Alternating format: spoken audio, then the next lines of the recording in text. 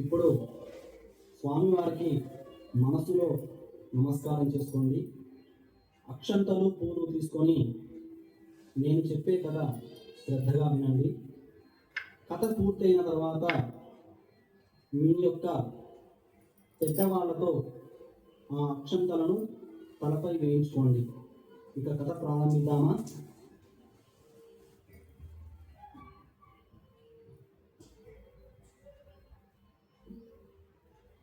శ్రీ వినాయక వ్రతకథ. గణపతి జననం. సూత మహర్షి పరమశివుని గూర్చి పూర్వం గజముఖాసురుడు అనేవాడు తన తపస్సుచే ఆయనను మెప్పించి కోరరాని వరం కోరినాడు. తనను ఎవరూ వధింపజాలని శక్తిని శివుడు తన ఉదరం నందే నివసించవలనని కోరినాడు. ఆ ప్రకారం శివుడు అతడి కుక్షి అందు బందీ అయినాడు. అతడు అజయుడైనాడు. భర్తకు కలిగిన ఈ స్థితి పార్వతీదేవికి చాలా దుఃఖహేతువైనది.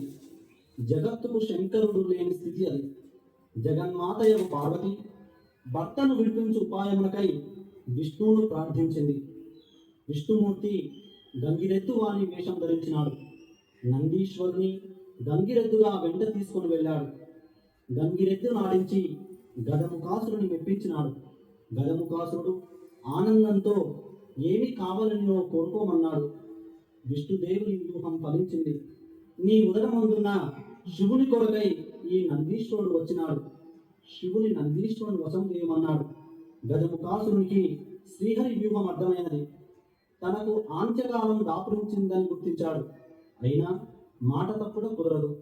కుక్షి అంటున్న శివుని ఉద్దేశించి, ప్రభు, శ్రీహరి ప్రభావమున నా జీవితం ముగియుచున్నది. నా అనంతరం నా శిరస్సు జగత్పూజ్యమగునట్లు నా చర్మమును నిరంతరం నువ్వు ధరించినట్లు అనుగ్రహించవలసింది అని ప్రార్థించి తన శరీరమును నందీశ్వరుని వశం చేశాడు. నందీశ్వరుడు అతని ఉదరమును చీల్చి శివునికి అందుండి విముక్తి కలిగించాడు. శివుడు గజముఖాసురుని శిరమును చర్మమును తీసుకొని స్వస్థలానికి వెళ్ళాడు.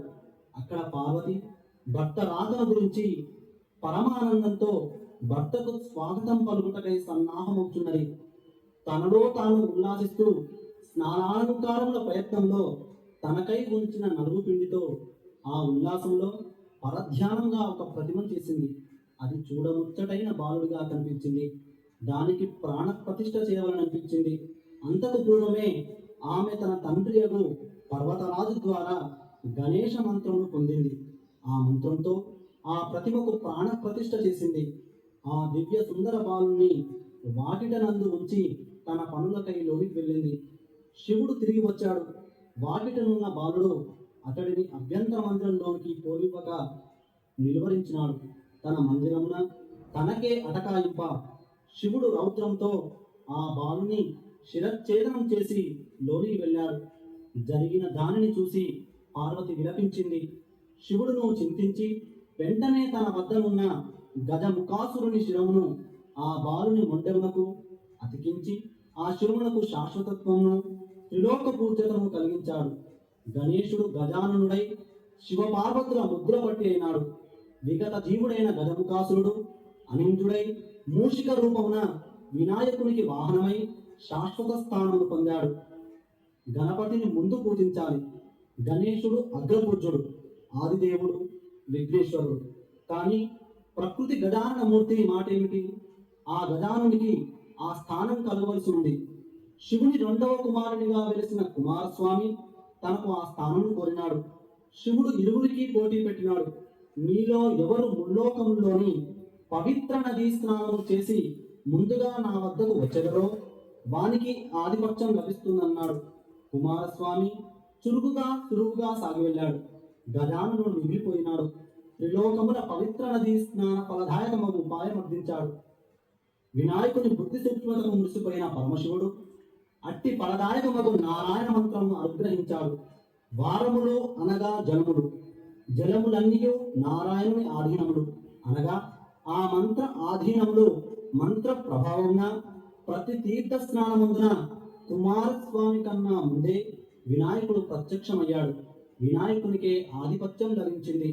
చంద్రుని పరిహాసం. గణేశుడు జ్ఞానస్వరూపి, అగ్రపూజ్యుడు, జగద్వంజుడు. ఈ విషయమును విస్మరించిన చంద్రుడు వినాయకుని వింత రూపమునకు విరగబడి నవ్వాడు. అందులకు పార్వతీదేవి చెప్పించింది. అందువలన చంద్రుని యొక్క మాన్యత నశించింది.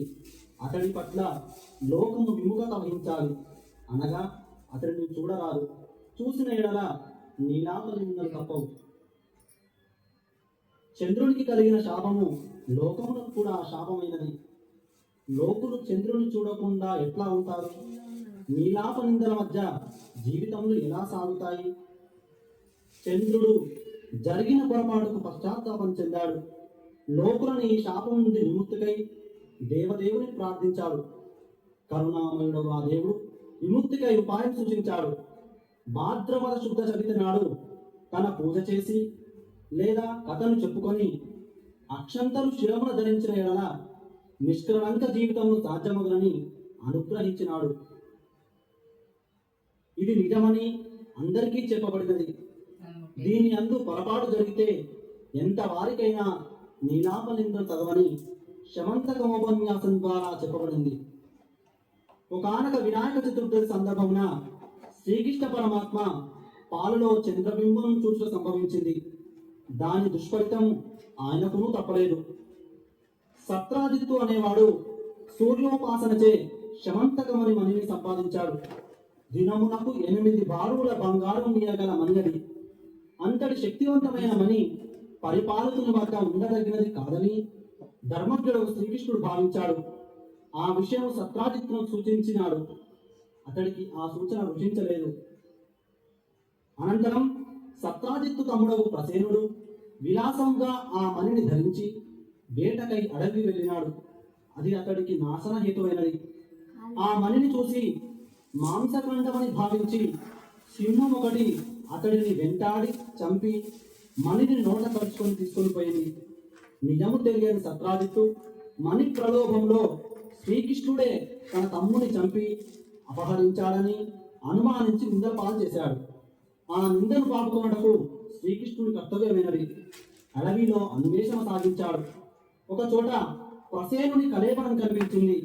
అంతటా కనిపించిన సింహపు కాలిజాడల వెంట సాగి వెళ్ళాడు. ఒక ప్రదేశంన సింహము బల్లూకము పోరాడిన జాడలు కనిపించాయి. శ్రీకృష్ణుడు బల్లూకము కాలిజాడల వెంట వెళ్ళాడు. అవి ఒక గుహలోనికి వెళ్ళాయి. గుహలో ఒక బాలిక పడుకున్న ఉయ్యాల తొట్టికి మణి వేలాడగట్టబడి ఉన్నది. శ్రీకృష్ణుడు ఆ మణిని అందుకున్నాడు. ఇంతలో భయంకరంగా అరుస్తూ ఒక బల్లూకం అతనిపై పడింది. భీకర సమరం సాగింది. ఒక దినము కాదు, 2 దినములు కాదు, 24 దినములు. క్రమంగా ఆ బల్లూకమునకు శక్తి క్షీణింపజొచ్చింది. అది సామాన్య బల్లూకం కాదు, మహాభక్తుడు, శక్తివంతుడైన జాంబవంతుడు. రామాయణ కాలం నాటి ఆ జాంబవంతుడు కర్మ భంగములు విడవక నిలిచి ఉన్నాడు. జయుడతడు. ఎవరి వల్లను అతడు క్షీణింపడం ప్రశ్నే లేదు. ఒక్క శ్రీరామచంద్రుని వల్లనే ఇది సాధ్యం. ఈ విషయం తెలిసిన జాంబవంతుడు తాను ఇన్ని దినములు పోరాడుచున్నది శ్రీరామచంద్రునితోనేనని గుర్తించి స్తోత్రం చేయనారంభించాడు. అది త్రేతాయుగము గాథ, ఇది ద్వాపర యుగము.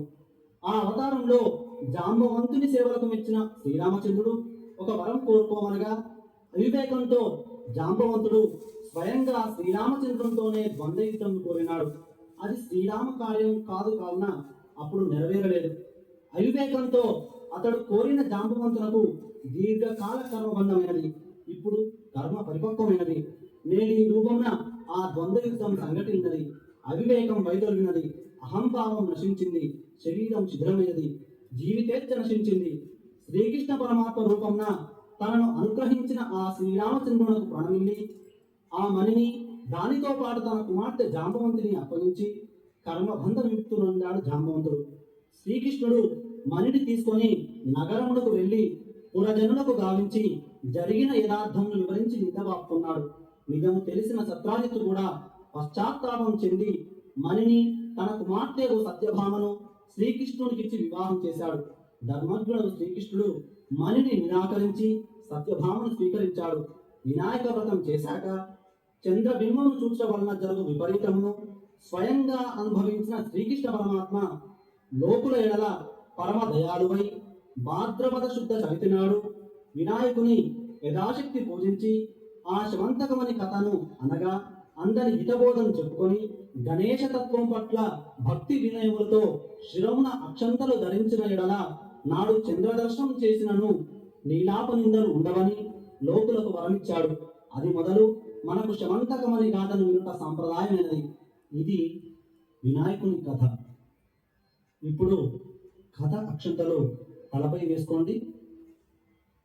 ఇప్పుడు మంగళహారతి. శ్రీ గౌరి పుత్రునకు సిద్ధగణనాథునకు